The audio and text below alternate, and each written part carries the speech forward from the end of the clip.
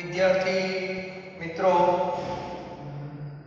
છેલ્લે આપણે ઉષ્મા ધારિતા સાથે સાથે પ્રાયોગિક રીતે ડેલ્ટા યુ અને ડેલ્ટા એચ કેમ શોધાય એની ચર્ચા કરી.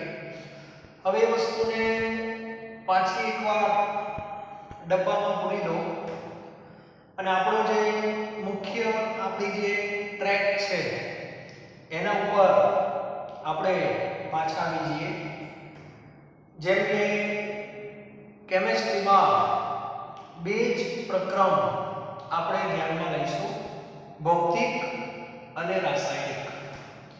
ભૌતિક એટલે દ્રવ્યની અવસ્થા બદલાય, દ્રવ્ય ના બદલાય. જ્યારે રાસાયણિક એટલે દ્રવ્ય બદલાય, પ્રક્રિયકમાંથી નિપજ. નંબર 1. નંબર 2, કોઈ પણ ઘટના બને, હું વારંવાર કહીશ કે ઉષ્માની આપલે વગર શક્ય નથી. અને ઘટના અચળ તાપમાન અને અચળ દબાણે જ હોય. આ પણ શબ્દ વારંવાર કહું છું, જેને આપણે સમતાપી અને સમદાપી કહીશું. હવે કોઈ પણ ઘટના, કોઈ પણ પ્રક્રમ ઉષ્મા એટલે કે Q એની આપલે વગર શક્ય નથી. તો એ Q જે છે, Q એના બે સ્વરૂપ, અને એક સ્વરૂપને QP કહેવાય, બીજા સ્વરૂપને QV કહેવાય.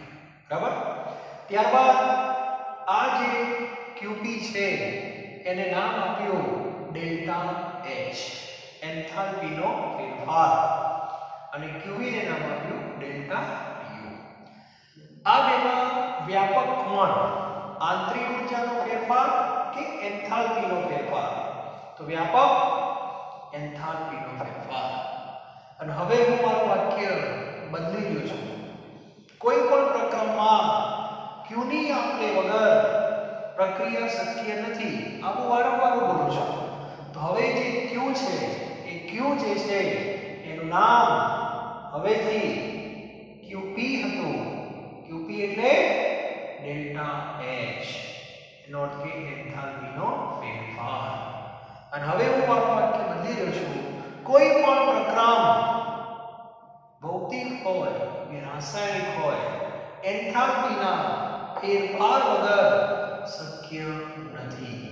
એનો અર્થ દરેક પ્રક્રિયામાં એન્થાલ્પીનો ફેરફાર હોય જ. દરેક એટલે ફરી રિપીટ કરું, ભૌતિક અને રાસાયણિક. બરાબર? એટલે દરેક ભૌતિક, દરેક રાસાયણિક પ્રક્રિયામાં એન્થાલ્પીનો ફેરફાર થાય જ. અને એન્થાલ્પીના ફેરફાર ને આપણે જે તે પ્રક્રિયા સાથે જોડી દઈશું એટલે આપણને જાતની ભાતની બધી શું મળશે? વ્યાખ્યાઓ મળશે. તો આજથી તમને એક નવી માહિતી મળશે કે કેમેસ્ટ્રીમાં જે પ્રક્રિયાઓ બોલો છો, ભૌતિક, રાસાયણિક, તો ભૌતિક કઈ હોય, રાસાયણિક કઈ હોય, એનું એક આખું લિસ્ટ આવશે. અને દરેક પ્રક્રિયામાં એન્થાલ્પીનો ફેરફાર આવશે. એનું કારણ એન્થાલ્પીના ફેરફાર વગર પ્રક્રિયા શક્ય નથી. એ ક્લિયર હોવું જોઈએ. બરાબર? તો એ બધી જે વ્યાખ્યાઓ છે, અમુક કિંમતો ફિક્સ હોય છે, અમુક ફિક્સ હોતી નથી. તો એ બધાની હવે આપણે 2-3 લેક્ચરમાં ચર્ચા કરવાના છે. ટેક્સ્ટ બુકમાં જોશો તો આડાવડી આપેલું છે, તમને કંઈ ખબર નહીં પડે. બરાબર છે? એટલે હવે હું જે પ્રમાણે લખાવું એ પ્રમાણે થોડા મુદ્દા લખતા રહેજો. સૌથી પહેલા લખો યાદ રાખો. બરાબર? એમાં હવેથી મારું વાક્ય નંબર પહેલો, કોઈ પણ ભૌતિક કે રાસાયણિક પ્રક્રમમાં, કોઈ પણ ભૌતિક કે રાસાયણિક પ્રક્રમ દરમિયાન એન્થાલ્પીનો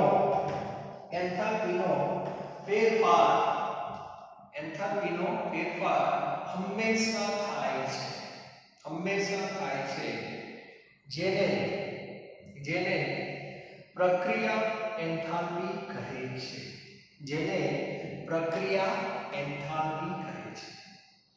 એટલે પ્રક્રિયા એન્થાલ્પીનો અર્થ વ્યાપક થઈ ગયો. પ્રક્રિયાને ગમે તે લઈ લો, ભૌતિક રાસાયણિક ગમે તે લઈ લો, દરેકમાં એન્થાલ્પીનો ફેરફાર થાય ને થાય જ. એનો સંકેત ડેલ્ટા H, પણ એને બોલાય પ્રક્રિયા એન્થાલ્પી. આ મગજમાં ક્લિયર હોવું જોઈએ. ઓકે. ત્યારબાદ બીજું વાક્ય લખો. બીજું વાક્ય, કેમિસ્ટ્રી અંદર એક શબ્દ આવે છે પ્રમાણિત. જેમ આગળ આપણે STP શબ્દ આવ્યો હતો, STP એટલે પ્રમાણિત નહીં, પ્રમાણભૂત તાપમાન અને દબાણ. એવી જ રીતે કેમિસ્ટ્રીમાં દરેક દ્રવ્યની પ્રમાણિત અવસ્થા હોય છે. દરેક દ્રવ્યની પ્રમાણિત અવસ્થા. ચલો બોલો. દરેક દ્રવ્યની પ્રમાણિત અવસ્થા એટલે દરેક દ્રવ્યની પ્રમાણિત અવસ્થા એટલે અચળ તાપમાને અને 1 બાર દબાણે, અચળ તાપમાને અને 1 બાર દબાણે મળતું દ્રવ્યનું શુદ્ધ સ્વરૂપ. અચળ તાપમાને અને 1 બાર દબાણે મળતું દ્રવ્યનું શુદ્ધ સ્વરૂપ. એટલે તાપમાન એક ફિક્સ હોય, એ તાપમાને અને 1 બાર દબાણે એ દ્રવ્ય શુદ્ધ સ્વરૂપમાં હોય. દાખલા તરીકે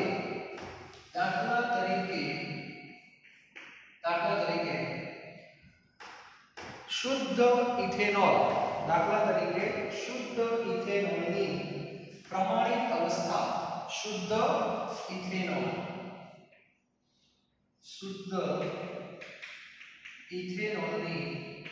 પ્રમાણિત અવસ્થા બરાબર તાપમાન 298 કેલ્વિન, દબાણ 1 બાર. બરાબર. 298 એટલે રૂમ તાપમાન જ કહેવાય અને દબાણ 1 બાર જ છે. ત્યારબાદ બીજું ઉદાહરણ, શુદ્ધ Fe લોખંડ, ની પ્રમાણિત અવસ્થા. બરાબર.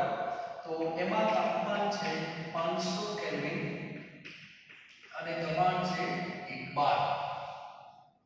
એનો કે તમારી પાસે લોખંડનો ટુકડો છે, 298 છે, રૂમ તાપમાન એટલે તે પ્રમાણિત અવસ્થા કહેવાય નહીં. લોખંડની પ્રમાણ અવસ્થા 500 કેલ્વિને નક્કી કરેલી છે. એટલે દરેક દ્રવ્યની પ્રમાણિત અવસ્થાઓ આ રીતે નક્કી કરવામાં આવે છે. બરાબર. આ એક વસ્તુ પહેલા મગજમાં હોવી જોઈએ. એટલે પ્રમાણિત અવસ્થા શું છે ખબર હોવી જોઈએ.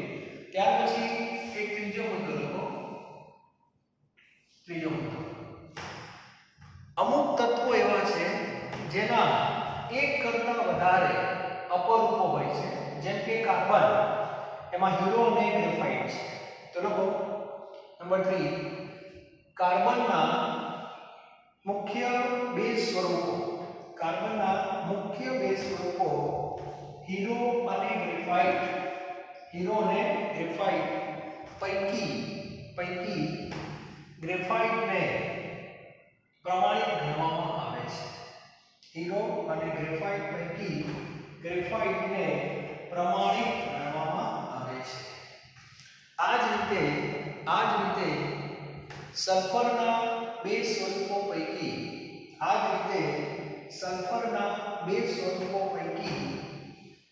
રોમ્બિક સલ્ફરને, રોમ્બિક નામ સાંભળ્યું હશે, 10માં બધું આવી ગયું છે. રોમ્બિક, મોનોક્લોનિક આ બધું છે. રોમ્બિક સલ્ફરને પ્રમાણિત સ્વરૂપ ગણાય છે. ત્યારબાદ બીજા કેટલાક જો નવા હોય તો જોઈ લો, નવી બુકમાં કોઈ ચેન્જીસ હોય તો. બરાબર. આટલા તો ફિક્સ જ છે. હીરો ગ્રેફાઇટમાંથી ગ્રેફાઇટ, બરાબર. પહેલામાં રોમ્બિક, આ ક્લિયર હોવું જોઈએ. બાકી મોટા ભાગે આ બધા પ્રમાણિત ગણાય છે. પ્રમાણિત એટલે એક પ્રકારની સ્થાયી અવસ્થા તો પણ ચાલે. ઓકે, સારું. ચાલો હવે આટલી માહિતી પહેલા દરેક વિદ્યાર્થી પાસે હોવી જોઈએ. ત્યારબાદ ચોથો મુદ્દો રસાયણ વિજ્ઞાનમાં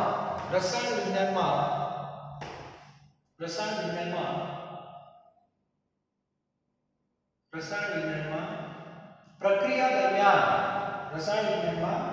દરમિયાન થતા એન્થાલ્પીના ફેરફારને પ્રમાણિક એન્થાલ્પી ફેરફાર તરીકે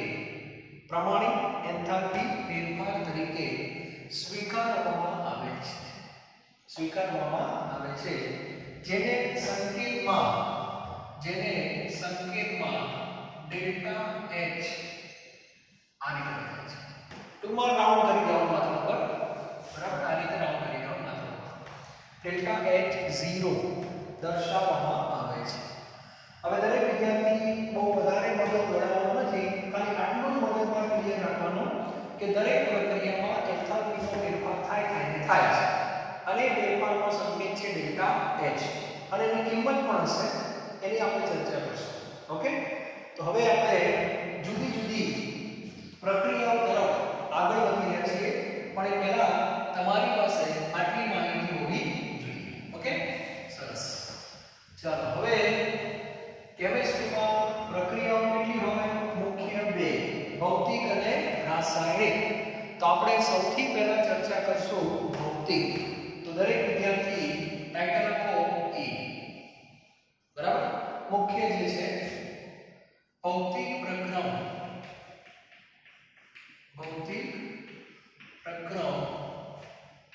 દરમિયાન એન્થાલ્પી માં થતું ફેરફાર. ભૌતિક પ્રક્રમ દરમિયાન એન્થાલ્પીમાં થતો ફેરફાર. એમાં સૌથી પહેલી પ્રક્રિયા આપણે કઈ આવશે? ગલનની પ્રક્રિયા. બરાબર? અને ગલનની જે પ્રક્રિયા છે, બરાબર, એની અંદર ગલમાંથી શું બને? પ્રવાહીમાંથી ગલ પણ બને. પણ અત્યારે આપણે ગલમાંથી પ્રવાહીની વાત કરીશું. બરાબર? એટલે પહેલી પ્રક્રિયા છે આપણી ગલન, અને એની સાથે સંકળાયેલી એન્થાલ્પી, એને હવે હું શું લખીશ? પ્રમાણિત ગલન એન્થાલ્પી. બરાબર?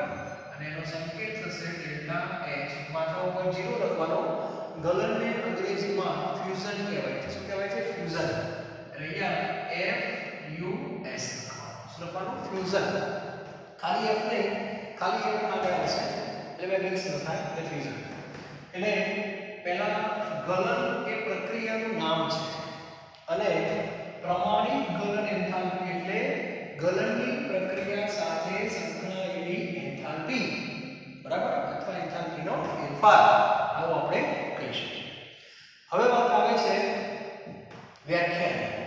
તો સૌથી પહેલા ઘન પદાર્થ એટલે આપણે એક ઉદાહરણ લઈશું. ત્યારે દાખલા તરીકે આપણી પાસે બરફ છે. બરફ એટલે H2O. કઈ સ્થિતિમાં હોય? સોલિડ. બરફમાંથી પાણી કઈ સ્થિતિમાં બને? તો બરફમાંથી પાણી બનવાનું આપણને બધાને ખબર છે. કયા તાપમાને બને? 0 સેલ્સિયસ તાપમાને બને અને 1 બાર દબાણે બને. બરાબર? એટલે આ એક ઘટના થઈ ગઈ. પછી અહીંયા લખી હશે અલ્પવિરામ. અલ્પવિરામ પછી મેં આપણે કીધું તો શું લખવાનું? Delta H. અહીંયા લખવાનું ફ્યુઝન. માથા પર લખવાનું 0 અને અહીંયા લખવાનું પ્લસ. પ્લસ કેમ? તો આ પ્રક્રિયા ઉષ્મા શોષક થશે. તો આ કિંમત છે 6 કિલો જૂલ પ્રતિ મોલ. આ એક ઉદાહરણ છે. હવે ધ્યાન આપજો, આ પ્રક્રિયા છે અને આ એની સાથે સંકળાયેલો એન્થાલ્પીનો ફેરફાર છે. હવે આ વસ્તુ કહેવા શું માંગે છે એ સમજવાનું છે. બરાબર? સૌથી પહેલા મને જવાબ આપો. બરફમાંથી પાણી, ધારો કે આ બરફનો ટુકડો છે, તમે જ્યારે ફ્રીજમાંથી લાવશો ને ત્યારે આનું ટેમ્પરેચર 0 નહીં હોય. સમજી લેજો. ત્યારે તો એનું ટેમ્પરેચર બહુ ઓછું હશે. ધારો કે -10 હશે. -10 થી આ બરફનો ટુકડો ધીરે ધીરે 0 સુધી આવશે. 0 સુધી જ્યારે આવશે ત્યારે એ ઘનનો ઘન જ છે. -10 થી એ 0 માં આવશે. માઈનસ થશે શું થતો સોલિડ 0 એટલે પણ સોલિડ જ રહે આને ભૌતિક પ્રકરણ ન કહેવાય કારણ કે દ્રવ્યની અવસ્થા ક્યાં બદલાય છે નથી બદલાઈ સમજાય છે એટલે આ સોલિડ નો સોલિડ કહેવાય 0 ડિગ્રીએ પહોંચ્યા પછી ધ્યાન આપજો 0 ડિગ્રીએ પહોંચ્યા પછી આ બરફનો ટુકડો વાતાવરણમાંથી 6 કિલોજૂલ પ્રતિ મોલ એટલે 1 મોલ એટલે આ બરફનો ટુકડો 1 મોલ છે તો ધારી લો 1 મોલ એટલે 18 ગ્રામ ક્લિયર ચાલો તો કહેવાનું અર્થ છે કે 18 ગ્રામ બરફનો ટુકડો 0 ડિગ્રીએ 6 કિલોજૂલ ઉષ્માનું પર્યાવરણમાંથી શોષણ કરશે અને 1 મોલ પાણી બને છે સમજાય છે તો આવું કહેવામાં આવે છે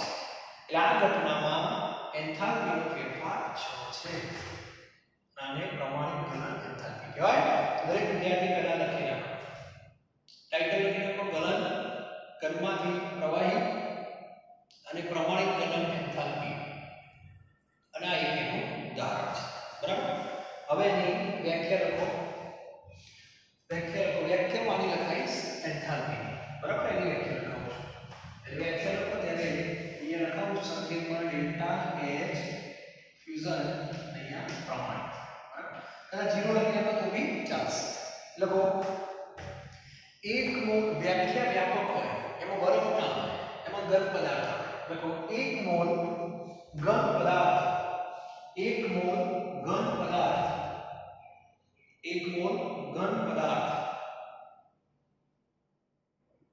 અચળ તાપમાને કૌંસમાં લખો ગલન બિંદુ ગલનની પ્રક્રિયા ગલન બિંદુએ થાય બરાબર 1 મોલ ઘન પદાર્થ અચળ તાપમાને કૌંસમાં લખો ગલન બિંદુ અને 1 બાર દબાણે પ્રવાહી સ્વરૂપમાં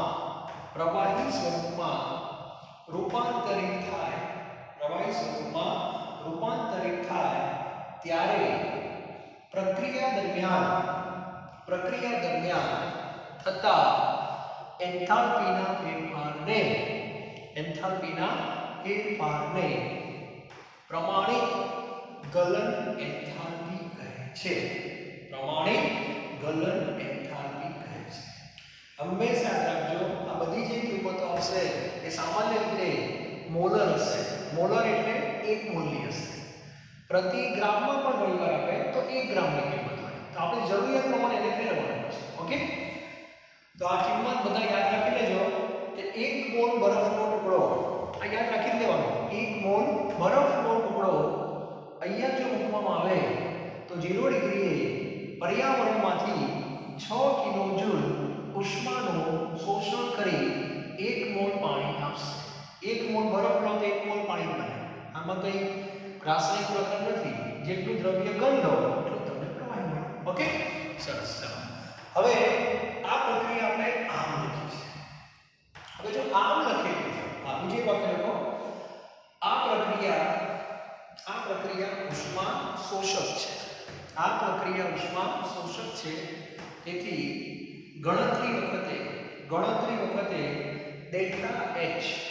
ગણતરી વખતે ડેલ્ટા H પ્લસ લેવા પ્લસ એટલે ધન પછી એમાં લખો આગળ આ પ્રકરણથી ઉલટો પ્રક્રમ ઉલટો એટલે શું આ પ્રક્રમથી ઉલટો પ્રક્રમ H2O એટલે કે પાણીમાંથી બરફ બને તો પાણીમાંથી બરફ બને શું કહેવાય એને ઠારણ કહેવાય તો લખો આ પ્રક્રમથી ઉલટા પ્રક્રમને ઠારણ કહે છે આગળ ઠારણ એ ઉષ્મા ક્ષેપક પ્રક્રિયા છે બરફમાંથી પાણી બને એમાં શોષણ થાય પણ પાણીમાંથી બરફ બને એમાં ઉષ્માનું ઉત્સર્જન થાય આ પ્રક્રિયા ઉષ્મા ક્ષેપક છે તેથી ડેલ્ટા H નું મૂલ્ય ગણતરી ગણતરી વખતે ઋણ લેવામાં આવે છે. ગણતરી વખતે ઋણ લેવામાં આવે છે. એટલે કે H2O લિક્વિડ આમાં ભેગું હોય એમાંથી H2O સોલિડ. જો આ પાણી અને આ બરફ, તો 0 ડિગ્રી જ થાય, દબાણ એક જ હોય, બરાબર. પણ આનો જે તમે ડેલ્ટા H લખશો, કિંમત આની આ છે, એ ઠારણ હોય, ઠારણ. કિંમતમાં કોઈ ફેર ના પડે, કિંમત આની આ જાય તો માઈનસ નહીં પડે. એટલે આ બધું ધ્યાન તમારે ક્યારે રાખવાનું ખબર છે? દાખલા ગણતા હો ત્યારે. દરેક વખતે બરફમાંથી પાણી વાળો પ્રશ્ન પૂછાય એવું જરૂરી નથી. ક્યારેક તમને પાણીમાંથી બરફ પૂછી નાખે. ઘણા કે પણ સાહેબ બરફમાંથી પાણી તો બરાબર છે, જે બરફ મૂકો એટલે ફટાફટ પાણી બની જાય. પણ એ પાણી મૂકો તો બરફ કેવી રીતે બને? કેમ ફ્રીજમાં ના બને? હા, એ વાત સાચી. એનો અર્થ એવો થયો કે આ બંને પ્રક્રિયાનો સ્વભાવ પાછો અલગ અલગ છે, બરાબર છે. તો લખો બરફના કિસ્સામાં, લખો બરફના કિસ્સામાં અથવા એક કામ કરો, કરી લખો ઉપરોક્ત કિસ્સામાં. ઉપરોક્તના ઉદાહરણને આપણે અંદર કરું છું. ઉપરોક્ત કિસ્સામાં ગલનની પ્રક્રિયા, ઉપરોક્ત કિસ્સામાં ગલનની પ્રક્રિયા આ મેળે થાય. ગલનની પ્રક્રિયા આપ મેળે થાય જ્યારે ઠારણની પ્રક્રિયા આપ મેળે ન થાય. ઠારણની પ્રક્રિયા આપ મેળે ન થાય. એટલે આ લખી નાખો આપ મેળે થાય, આપ મેળે ન થાય. પછી બીજું લખી નાખવાનું આ પ્રક્રિયા ઉષ્મા શોષક કહેવાય, આ પ્રક્રિયા ઉષ્મા ક્ષેપક કહેવાય.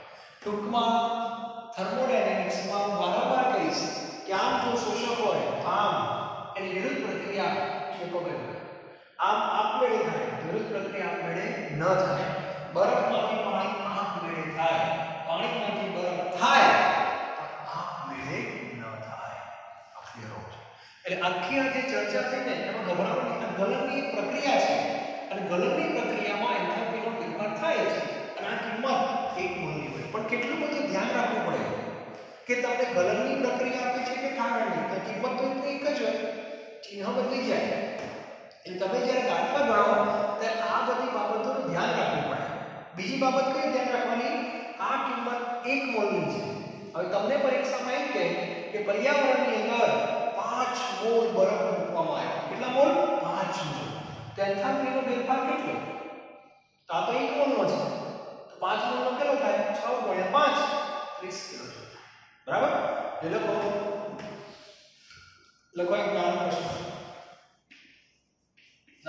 લખો. 5 મોલ બરફ સાથે, લખો 5 મોલ બરફ સાથે સંકળાયેલ એન્થાલ્પીનો ફેરફાર કેટલો? 5 મોલ બરફ સાથે સંકળાયેલો એન્થાલ્પીનો ફેરફાર કેટલો? તો જવાબ લખો. આ જે કિંમત છે આપણી 6 કિલો જૂલ પ્રતિ મોલ છે. પ્રતિ મોલ એટલે 1 મોલ હોય. ખ્યાલ આવ્યો ને? શું કામ બહાર આપતો તો શરૂઆતમાં? એનું કારણ આ છે, એને ગુણ્યા 5 મોલ.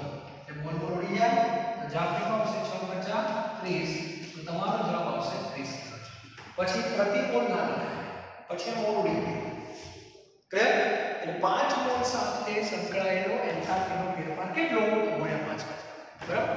ઘણીવાર આપણે શું કરે, બરફનો જથ્થો ગ્રામમાં તમને એમ કહે કે તમારી પાસે 36 ગ્રામ બરફ છે, તો એન્થાલ્પીનો ફેરફાર કેટલો? તો આપણી પાસે આ કિંમત છે 1 મોલની છે. હવે આ મોલની કિંમત છે, આ તો ગ્રામ છે, તો શું કરવું પડે? આ ગ્રામ છે એને મોલ કરી દેવાનું. ગણતરી કેમ થાય? સાયન્સ છોડી દો, કેમ થાય છે? મોલ બરાબર દળ ભાગ્યા આણ્વીય દળ. દળ કેટલું? 36, આણ્વીય દળ 18, 36 ભાગ્યા 18 2 મોલ. ક્લિયર? આ 2 મોલ એટલે 5 જવાબ આવે. તો આને કહેવાય ફંડામેન્ટલ નોલેજ. એ જેટલું સ્ટ્રોંગ હશે એટલા એમસીક્યુ દાખલા ગણવાની તમને બહુ મજા આવશે. હવે દરેક વિદ્યાર્થી મગજમાં બોલ્યા જ કરો. દરેકને બરફનું ગલન બિંદુ ખબર જ છે, કેટલું? 0 ડિગ્રી. ક્લિયર? ઓકે. તો હવે આવું બોલવાનું કે 0 ડિગ્રીએ 1 મોલ બરફ. આ બોલવાનું કેટલા મોલ? 1 મોલ. 0 ડિગ્રીએ 1 મોલ બરાબર પર્યાવરણમાંથી 6 કિલોજૂલ ઉષ્માનો શોષણ કરી અને 1 મોલ પાણી બનાવે છે. આવું બોલવું પડે. આને કહેવાય કોન્સેપ્ટ. ઓકે, તો આ વાત થઈ ગઈ આપણે ગરમી. ચાલો બીજી પ્રક્રિયા હવે લખું છું. આ એક પ્રક્રિયા હતી અને બીજી પ્રક્રિયા દરેક લિખેલ આવી ગયો છે. આ ઘરમાંથી આપણે ક્યાં ગયા? પ્રવાહીમાં. હવે પ્રવાહીમાંથી ક્યાં જઈશું આપણે? વાયુમાં. હવે નંબર 2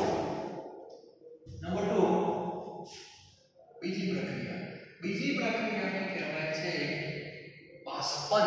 શું કહેવાય છે? બાષ્પન. બાષ્પન એટલે પ્રવાહીમાંથી શેમાં જવાનું? વાયુમાં. અને એની સાથે સંકળાયેલો એન્થાલ્પીનો ફેરફાર એને કહેવાય પ્રમાણિત બાષ્પન. એન્થાલ્પી સંકેતમાં લખાય છે ડેલ્ટા H0 VAP. બાષ્પન અંગ્રેજીમાં વેપરાઇઝેશન કહેવાય. વેપરાઇઝેશન એ VAP એવું લખાય છે. ઓકે, ચલો ઉદાહરણ આપીએ. પહેલા વધારે ખ્યાલ આવે. ચલો આમાં H2O લખું છું. H2O લિક્વિડ એટલે કે પાણી, એમાંથી H2O ગેસ. કયા તાપમાને થાય? ઉત્કલન બિંદુ 100 અને 1 બાર દબાણ. એ શું થવાનું? અલ્પવિરામ ડેલ્ટા H VAP. કિંમત ફિક્સ છે 40 પોઈન્ટ. જોઈ લો એક્ઝેક્ટ 40.96 કેવું કંઈક છે એક્ઝેક્ટ. એટલે 40 બને તો કોઈ વાંધો નહીં. 40.79 લખી છે આમાં. 40.79 કિલોજૂલ પ્રતિ મોલ. અને આ કિંમત શેમાં લઈશું? પ્લસમાં. ચલો લખો બધા. બાષ્પન પ્રવાહીમાંથી વાયુ અને પ્રમાણિત બાષ્પન enthalpy delta H VAP naught. Okay, ચાલો આ ઉદાહરણ હવે દરેકને કોણ થઈ ગઈ છે? પાણી કેટલા મોલ? 1 મોલ. 1 મોલ પાણી 100°C તાપમાને 1 મોલ વરાળમાં ફેરવાય ત્યારે 40.79 કિલોજૂલ ઉષ્માનું શોષણ થાય છે. હા, એક વસ્તુ છે આમાં બરફ જેવું નહીં કે જાતે શોષણ કરે. આમાં તમારે મહેનત કરવી પડશે. એટલે તમને કહી દઉં કે આ પ્રક્રિયા આપમેળે ન થાય. શોષક તો ખરી પણ આપમેળે ન થાય. ચલો આની વ્યાખ્યા લખો. હવે વ્યાખ્યા લખવાની આપણે આની ડેલ્ટા H VAP બરાબર. ચાલો 1 મોલ પ્રવાહીનો 1 મોલ પ્રવાહીનો અચળ તાપમાને 1 મોલ પ્રવાહીનો અચળ તાપમાને કયું? સોને શું કહેવાય? ઉત્કલન બિંદુ. તો લખો 1 મોલ પ્રવાહીનો અચળ તાપમાને કૌંસમાં ઉત્કલન બિંદુ અને 1 બાર દબાણે વાયુ સ્વરૂપમાં બાષ્પ સ્વરૂપમાં રૂપાંતર થાય ત્યારે પ્રક્રિયા દરમિયાન થતા એન્થાલ્પીના ફેરફારને પ્રમાણિત બાષ્પન એન્થાલ્પી કહે છે. બરાબર. અને હવે જ્યારે ગણતરી કરો ત્યારે આ કિંમત શેમાં લેવાની? પ્લસમાં. લખાવતો નથી પણ ખબર પડવી જોઈએ. બરાબર. આ કિંમત ઉષ્મા શોષક એટલે પ્લસમાં લેવાની. ઘણીવાર તમને આનો વિરુદ્ધ વિક્રમ પણ આપે. બરાબર, કે ભાઈ વાયુમાંથી પ્રવાહ, એનું કોઈ નામ નથી, કદાચ આપે પણ વાયુમાંથી પ્રવાહ શું કહેશો? તો લખો આનો ઉલટો પ્રક્રમ. નોંધ રાખો, આનો ઉલટો પ્રક્રમ ઉષ્મા ક્ષેપક હોય છે. આનો ઉલટો પ્રક્રમ ઉષ્મા ક્ષેપક હોય છે, જે નીચે પ્રમાણે લખી શકાય. H2O ગેસ, એમાંથી H2O લિક્વિડ સોય થાય. દબાણ પણ આ જ હોય. બરાબર. ખાલી આ જે કિંમત હોય એ માઈનસ થાય. 40.79 કિલોજૂલ પ્રતિ મોલ. આ આપમેળે ન થાય કારણ કે ગરમ કરવું પડે તમારે સ્ટવ પર. આનો ઉધો પ્રક્રમ હોય એ જોઈશું આગળ બધું આવે છે આ બધું તમને વધારાનું અત્યારથી મગજમાં નાખું છું એટલે અત્યારથી તમારા મગજમાં અંદર ટોપિક ક્લિયર છે કે કોઈ પણ પ્રક્રમની બે દિશા હોય પુરોગામી અને પ્રતિગામી અને બંનેના સ્વભાવ પરસ્પર વિરુદ્ધ હોય હા એવું નહીં કે શોષક હોય આપમેળે થાય એવા જડ નથી જવા એને કોઈ લેવા દેવા જ નથી પણ આમ શોષક હોય તો આમ ક્ષેત્રક હોય આમ ક્ષેત્રક હોય તો આમ શોષક હોય આમ આપમેળે થાય તો આમ ના થાય આમ ના થાય તો આમ થાય ક્લિયર એ ખબર હોવી જોઈએ બરાબર ઘણા કે આપમેળે થાય કે વિદ્યાર્થી હોય છે અમુક વિદ્યાર્થી કેવા હોય એની આગળ આમ ચોપડી મૂકી દો એટલે સીધા વાંચવાનું ચાલુ કરી દે એ પ્રક્રિયા આપમેળે થઈ કહેવાય અને ઘણાની આગળ ચોપડી મૂકો પણ એ વાંચે નહીં એટલે બાજુમાં મમ્મી કે પપ્પાએ બેસવું પડે એ વિદ્યાર્થીએ ભણવાની પ્રક્રિયા કરી ખરી આપમેળે ક્લિયર બધું આગળ આવશે અત્યારથી તમારા મગજમાં આ બધા શબ્દો ક્લિયર હોવા જોઈએ ચલો બરફની ગલનઉષ્મા બધાની યાદ રાખી લીધી 6 કિલોજૂલ પ્રતિ મોલ ક્લિયર ચાલો હવે એવી જ રીતે પાણીની બાષ્પન ઉષ્મા યાદ રાખી કારણ દરેક દાખલામાં બરફ કે પાણીનો જ ઉલ્લેખ થશે પાણીની બાષ્પન ઉષ્મા યાદ રાખી લો 40.79 એટલે રાઉન્ડ અબાઉટ 41 કિલોજૂલ કહેવાય એટલે એક મોલ પાણી 100 ડિગ્રીએ આટલી ઉષ્મા મેળવે તો એક મોલ વરાળ બને છે આ ક્લિયર છે બરાબર પાણીનું ઉત્કલન બિંદુ 100 એટલે આટલી ઉષ્માએ 100 ડિગ્રીએ મેળવે છે બરફની ગલન ઉષ્મા 6 તો 6 કિલોજૂલ બરફ 0 ડિગ્રીએ મેળવે છે ગલન બિંદુ સાથે ગલન ઉષ્મા ઉત્કલન બિંદુ સાથે ઉત્કલન ઉષ્મા અથવા બાષ્પન ઉષ્મા ક્લિયર હોવું જોઈએ બરાબર એટલે આ બધી કિંમતો તમે જેમ જેમ યાદ રાખશો ને એ બહુ મજા આવશે ટોપિક એકદમ સરળ થઈ જશે પણ કિંમતો યાદ રાખો કીધું હોય કે ના કીધું બરાબર ચલો હવે મુખ્ય પ્રક્રિયામાં બે હતી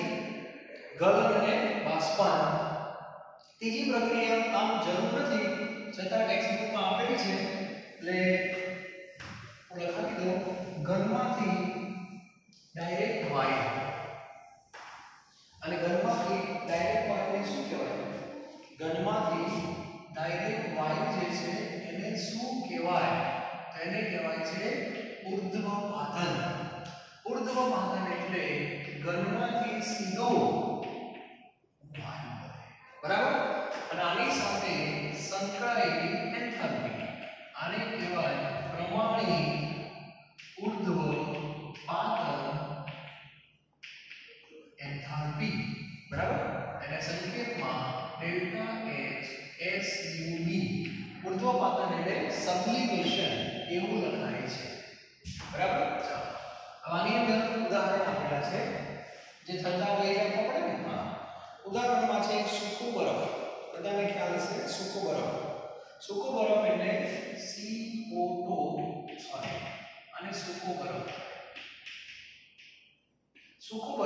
ડાયરેક્ટ સમજ જતો રહે CO2 ગેસમાં જતો રહે અને કયા તાપમાને કિંમત આપી છે 195 કેલ્વિન 195 કેલ્વિન તાપમાન અને 1 બાર દબાણ અને આ કિંમત છે ડેલ્ટા H SUB પ્લસ માં લેવાની એક કિંમત છે 25.2 કિલોજૂલ પ્રતિ મોલ બીજું એક ઉદાહરણ આપેલું છે C10H8 આને કહેવાય નેપ્થેલિન એ સોલિડમાં હોય અને એમાંથી C10H8 ગેસ બને ઘનમાંથી ડાયરેક્ટ વાયુ તાપમાન આપ્યું નથી પણ એમ લખ્યું છે બરફ ઓક્સિજન નેપ્થેલિન ધીમેથી ઉત્પાદન પામે છે કિંમત નથી આપી બરાબર એટલે એક બાર કદાચ 298 કેલ્વિન લખ્યું છે પ્લીઝ મેં આવે છે બરાબર કપડાની ગોળીઓ મૂકીએ તે અને આ કિંમત છે ડેલ્ટા H SUB એ કિંમત છે +73 કિલોજૂલ પ્રતિ મોલ ચાલો પહેલા જો આ બંને ઉદાહરણ લખી નાખો બંને ઉદાહરણ દરેક વિદ્યાર્થી લખે અને ફોટો પાડીને હોય તો ટાઈમ ના હોય તો ઉદાહરણ લખ્યા પછી વ્યાખ્યા જાતે લખતા આવડશે તો લખાવી દો આની વ્યાખ્યા લખવાની બરાબર તો વ્યાખ્યા લખો આ બંને પ્રક્રિયાઓ પ્લસ પ્લસ જ છે એટલે આમ આવી પ્રક્રિયા સોલિડ માંથી ગેસ એટલે ઉષ્મા શોષક જ હોય અને બંને આપમેળે થાય છે બરાબર ચાલો હવે વ્યાખ્યા લખો ખાસ 1 મોલ ઘન પદાર્થનો અચળ તાપમાન આમાં અચળ તાપમાન એટલે કૌંસમાં લખો ઉર્ધ્વપાતન બિંદુ 1 મોલ ઘન પદાર્થ અચળ તાપમાન અને 1 બાર દબાણે 1 મોલ વાયુમાં ફેરવાય 1 મોલ નતા 1 મોલ વાયુમાં ફેરવાય તો પ્રક્રિયા દરમિયાન થતા એન્થાલ્પીના ફેરફારને પ્રમાણિક ઉર્ધ્વપાતન એન્થાલ્પી કહે છે ક્લિયર આ દરેકને આવડવું જોઈએ તો આ રીતે ત્રણે ત્રણ પ્રક્રિયાઓ એમની સાથે સંકળાયેલી એન્થાલ્પીનો ફેરફાર આનો બહુ ઉપયોગ થતો નથી એટલે બહુ ચિંતા કરવાની જરૂર નથી પણ ગલન અને બાષ્પન ખબર હોવી જોઈએ અને આ બધી કિંમતો કેટલા મોલ માટે છે એ પણ ક્લિયર હોવું જોઈએ કેટલા મોલ માટે 1 મોલ માટે બરફ 6 કિલોજૂલ પાણી 40.79 કિલોજૂલ પ્રતિ મોલ ક્લિયર ચાલો અને પરીક્ષામાં જો ઊંધી પ્રક્રિયા પૂછી નાખે તો ગાણિતિક કિંમત બદલાય નહીં ખાલી નિશાની બદલાઈ જશે બરાબર આ ખબર હોવી જોઈએ અને આના સંદર્ભમાં ટેક્સ્ટબુકમાં એક ઉદાહરણ છે દરેક વિદ્યાર્થીએ જાતે સોલ્વ કરવાનું છે હું તમારી હિન્ટ આપી દઉં છું કોયડો છે સામાન્ય કોયડો 6.7 બરાબર એની અંદર એક તરવૈયો બરાબર એક તરવૈયો પુલમાંથી બહાર આવે છે સ્વિમિંગ પુલમાંથી બહાર આવે તો એના શરીર ઉપર પાણીની ફિલ્મ ઢંકાયેલી છે right પાણીમાંથી બહાર નીકળે એટલે માની લો કે આવી એના શરીર ઉપર પાણીની ફિલ્મ છે એટલે પાણી આવી ગયું જેનું વજન 18 ગ્રામ છે તરવૈયા થયા ફિલ્મનું વજન એટલે 18 ગ્રામ પાણી છે 298 કેલ્વિન તાપમાન એવું તાપમાન છે પાણીનું બાષ્પીભવન કરવા કેટલી ઉષ્મા જોઈએ બરાબર 298 એ બાષ્પીભવન કરવાનું છે એ ત્યાં રૂમ તાપમાન છે પણ આપણને કીધું છે 100 ડિગ્રીએ શું કરવાનું બાષ્પીભવનની આંતરિક ઊર્જા પર ગણો અને પાણી માટે એક વસ્તુ આપી છે તમને ડેલ્ટા H VAP તમને ખબર જ છે 40.79 આમાં થોડી કિંમતો ઘટાડી દીધી છે કઈ નહીં થોડું ફેરફાર કરવાનો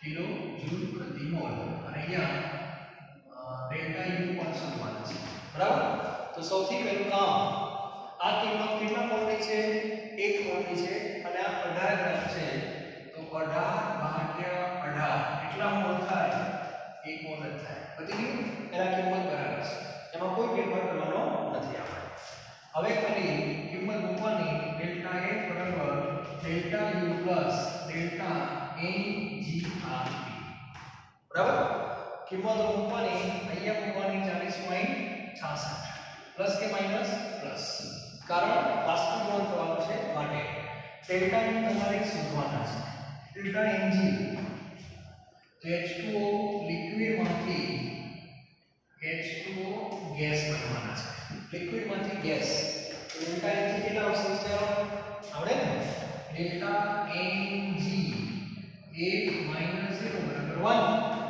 આ તો લેવાની લિક્વિડના મોલ એટલે અહીંયા આવશે 1 ચાલો R ની કિંમત જૂલમાં લઉં છું 8.314 આ જૂલ છે અને આ કિલો જૂલ છે 10⁻³ -3 અને તાપમાન 100 એટલે 373 કેલ્વિન અને આનું તમે સાદું આપી દેજો ડેલ્ટા U તમને આવી જશે ઓકે જે આપણે જવાબ ચાલો તો આજે આપણે ભૌતિક પ્રક્રમની બધી વાર્તાઓ પૂરી કરી નેક્સ્ટ લેક્ચરની અંદર રાસાયણિક પ્રક્રમોની વાત કરશું એમાં પ્રક્રિયકમાંથી નિપજ બને અને એમાં જે કઈ એન્થાલ્પીનો ફેરફાર થશે એને જે તે પ્રક્રિયા સાથે આપણે જોડી દઈશું દહનની પ્રક્રિયા હોય તો દહન એન્થાલ્પી એવી તટસ્થીકરણની પ્રક્રિયા હોય તો તટસ્થીકરણ એન્થાલ્પી સર્જનની પ્રક્રિયા હોય તો સર્જન એન્થાલ્પી આ રીતે છે એટલે દરેક પ્રક્રિયામાં એન્થાલ્પીનો ફેરફાર હોય જ ઉષ્માને બોલવાનો હવે એન્થાલ્પીમાં ફેરફાર કરવાનો અને જેટલી કિંમતો તમને યાદ રહેશે ને એટલું તમને બહુ મજા આવશે. કમ્પલસરી નથી પણ યાદ રાખશો તો ફાયદો થશે. બરફ 6 કિલોજૂલ પ્રતિ મોલ, પાણી 40.79 કિલોજૂલ પ્રતિ મોલ. બરફની કિંમત દરેક બિંદુએ, પાણીની કિંમત ઉત્કલન બિંદુ યાદ રાખજો. બરાબર? તો નેક્સ્ટ લેક્ચરમાં આપણે આગળ વધશું. ભૌતિકની જગ્યાએ શબ્દ આવી જશે રાસાયણિક. Okay, thank you very very